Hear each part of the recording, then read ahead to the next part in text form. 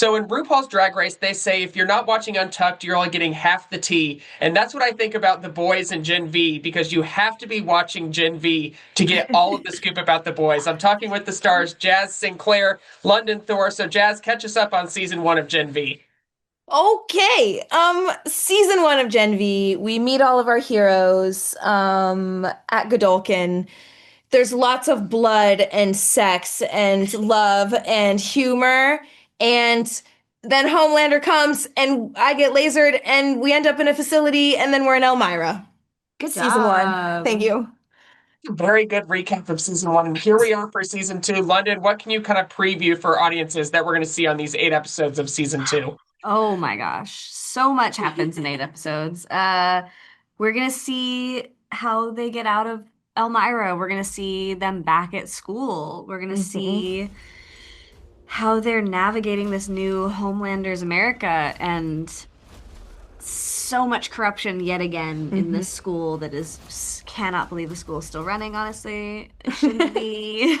And then we get to go outside of the school a little bit, which is really exciting, and it loops into this huge world that the boys has built, and we find out some important stuff that connects to their final season.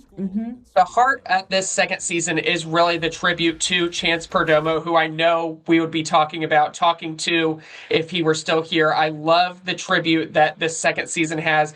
Jaz, what is it like to kind of continue his journey? Because obviously you co-starred with him on the Chilling Adventures of Sabrina, here again in Gen V. What is that like to continue telling his story, saying his name, keeping his voice heard?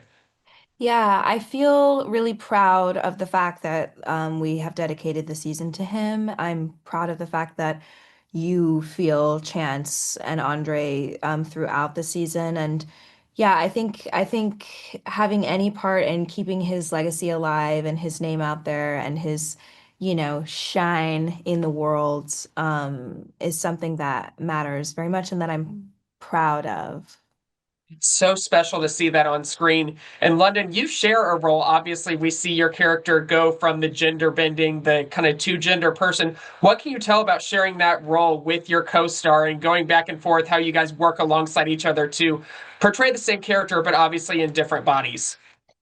Yeah, it's great. I mean, I love working with Derek. It's such a blessing to have such a great partner in him with this character that is so unlike anything else that I could ever imagine playing. And we've said it so many times, but we find it so easy to work together and play this character. And I think we did our research in season 1 and we really fleshed it out, and then we kind of just let it lie. And because we're such good friends now, it's kind of second nature. And what's so great about Jordan is we don't want to take away our own personalities. What Derek says a lot is we don't want to do a bad impression of the other actor, which is true. So we just want to have this multifaceted character. I love that character, and I love Gen V so much. It's so fun. It's so fun to see all these different iterations of these sneak peeks of the boys, of these characters popping up, whether it's in the boys or whether it's in Gen V. They both are crossing generations and crossing these platforms, because that's what you can do with a fun show like this. Jaz, what can you kind of preview about being in that world, in that universe that audiences just love and know now in Gen V? Yeah, well, I think something that's really cool about The Boys and Gen V is how, you watch season 3 of The Boys and then it hands off to season 1 of Gen V, and then season 4 of The Boys hands off to season 2 of Gen V, and we kept that going as they go into their season 5, and so that like passing the baton thing I thought was a really cool choice on their part as far as timeline goes. And yeah, their story set up our story, and our story sets up their final season for sure. Really does. September 17th, Gen V, then through Wednesdays on Prime Video. Jaz, London, thank you both so much. Thank Thank you. you. We've got two of the great stars of Gen V Season 2. I'm so excited to talk to Hamish Linklater, Sean Patrick Thomas. So, Hamish, you are new to this season. What do we need to know about your character in this second season of Gen V? I played Dean Cypher, and I think all you need to know is right there in my title. I'm the new dean of the place. Probably am not going to survive very long, and I'm a cipher, which means you have no idea what I'm up to. His storyline is so fun to watch throughout the season. And Sean, I mean, obviously, you get a very extended story arc this season with the character of Andre's death, obviously, because they have to address this. What is that like for you to just be that representation, be that spokesperson for this character? I mean, it's so special to have that bond with him in the show and then obviously in real life as well. Yeah, to me, it's a complete honor and a complete privilege to be able to be I guess, a central part of maintaining Chance's spirit on the show. He's irreplaceable, and everything that he did in season one makes Gen V what it is now in season two. You know, you can't have a season two of Gen V without Chance Perdomo and what he did. And so the writers did a fantastic job of weaving Andre's character into everything that we're all doing and saying. And I was very, very just touched and grateful to have the opportunity to keep Chance's spirit alive. I think it's so important for audiences to know that the writers took the hard route in rewriting this show because it happened as you guys were about to start filming season two. They didn't recast the role, they didn't fill it with something else. They had to rewrite this script because of Chance Perdomo's tragic death. What was that like for you to just know that they're going this difficult route, but so important to honor Chance's legacy, like it says at the beginning of the season? Hmm. Well, I knew that they were going to find a way to make it work because they're also brilliant at what they do. I was just hoping that I wouldn't let them down, you know, because so much of what that story was going to be and so much of how that was going to play out was going to be through the scenes that I had. And so I just felt a real responsibility to carry out whatever the writers came up with and hope that, we did Chance justice. You certainly did do him justice. And Hamish, you've been in some really, really great TV shows lately. Midnight Mass, Manhunt show on Apple TV Plus about Abraham Lincoln's assassination.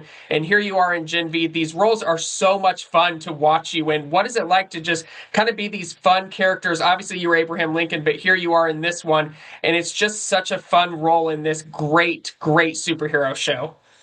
Oh yeah, yeah, those shows are great. It's been awfully lucky and awfully nice, and I'm super proud to be part of this one. I mean, Sean and I talk about a lot.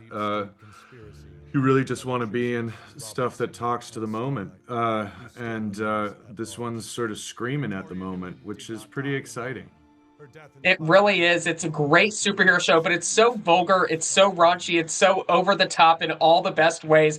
Sean, what is that like to be part of this great new genre of superhero shows that is not Marvel, it's not DC, it's really its own thing? Yeah, I feel so lucky to have stumbled into this. It's just a great treat to do something that my kids think is cool, because like most of the stuff I do, my kids are like, eh. But with Gen V, it's like, oh my God, Dad. Oh my God, Dad. So like if I can get that, I'm good. Fans of the boys have to be watching Gen V2 because there are so many correlations, there are so many Easter eggs, so many characters that pop up here and there and storylines that come across. Hamish, what is that like to be part of that boys universe as well? Because there's obviously the correlation there.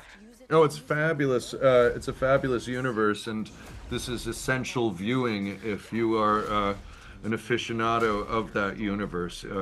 This is the bridge between season 4 and 5 for the boys, and you won't know where you are if you don't watch this. You are so right about that. Season 5 of The Boys coming, but here we are right now for Gen V Season 2, Wednesdays on Prime Video. Hamish, Sean, thank you both so much. Gosh, thank you so much. Thanks, man. We're talking about the second season of Gen V. I'm so excited to talk to Maddie Phillips, Lizze Broadway, Asa German. So who wants to kick us off and tell us about their character? Because these characters are so much fun. Let's start left to right. Which left? It's up to you guys. Which camera Yeah, left? you. Personal. Yep. What was your beautiful question? Sorry. Yeah. Tell us about your character, what we need to remember from the first season. Yeah, so I play Cate, and in the first season, she ends up, being on a little team with Sam, and all of the homies are against them, and everyone thinks that they're doing the right thing, and my arm gets blown off. Pow! Here we are for season 2. And so what about you? Oh yeah. I play Sam. I am I'm just a guy, You're a guy. and I'm trying my best to figure out what it means to be a hero, and make a couple friends along the way. Yeah. Yeah, I play Emma, and Emma Oh, goes. you play Emma? I do. I Oh know this my is a plot goodness. twist. I know. It's so nice to meet you. You are. Yeah. Yeah, Okay. Asa. Yeah, Oh, big gotcha. Oh, fan. yes, you too. Okay. Yeah, Emma. Yeah, she goes from like the people pleasing, like little cricket. She's a YouTuber from swinging on a dick, and then, at the end of the season, she's grown, meet some new friends. Grown, literally, huh? They grown. Yeah. She shrinks and she Yep. grows, based on what she eats. And she starts to become the hero she never really thought she could be. Nice. Yeah. Awesome. Show Gen V could not be more fun. It is loud, it is violent, it is aggressive, it is all the best adjectives in these great universe of The Boys. Maddie, what was it like to be part of a show like that with such a great ensemble cast? It's the best. It really, it's the best. It's one thing to be on a show that's got everything. It's got comedy, it's got drama, it's got action, it's got superpowers, magical realism, however you want to, whatever. It's got all of those beautiful things, but it's also connected to like an iconic Big Brother show, which is just the most unique experience in the world. I think that's one of the things that blows me away the most. It's just a very, very unique experience. I mean, it's crazy to book a show in general with the cool part that you're really proud to get to embody, but it's even cooler to be part of something that's connected to something that's so original and iconic. Yeah, it's really dope. Really, really grateful. There's nothing on Lizzie, TV. like your character shrinks, like you said, but how are those scenes filmed? I mean, it's so fun to watch that. How are those filmed? Because obviously it looks real, like you are this life size. If you're playing beer pong with your character, you look that Yeah. small in the show. What is it like to film those scenes? Well, I can actually shrink, so it's like really helpful. Just stick That's around why the they block. hired me. Actually, no, that's why they hired me. I was like in my slate. I was like, Save a lot of money Lizze on Broadway. Post, yeah. I'm 5'2" on a good day, but I shrink. And they're like, you're hired. Yeah, how is it? It's incredible. I mean, honestly, they build me a huge, excuse my French, ass beer pong, and it's heated, which is hilarious. And yeah, it's kind of amazing. And also, like, I have to use a lot of my imagination because usually it's either I have a prop or nothing, and I'm just acting with a tennis ball or this mic that's like above here. So yeah, it's challenging, but you kind of just wing it and you hope for the best. Love to hear that, putting that Yeah. perspective in. Asa, your character goes on this really emotional journey. This is very comedy, it's very funny, it's great, but there is a lot of heart in this show as well that your character is discovering. What is it like to go through that and put yourself in your character's shoes in those moments? Um, I guess it's always surprising.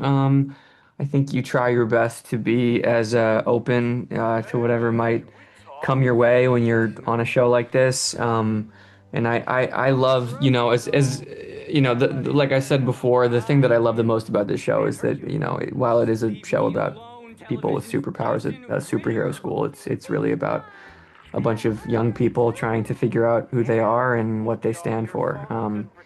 That's really what the powers are about too. So getting to be involved in those moments is really special. Super excited for people to see the second season of Gen V. Super, obviously, pun intended. Wednesdays on Prime Video. Thank you all so much. Oh, thank Thank you you so so much.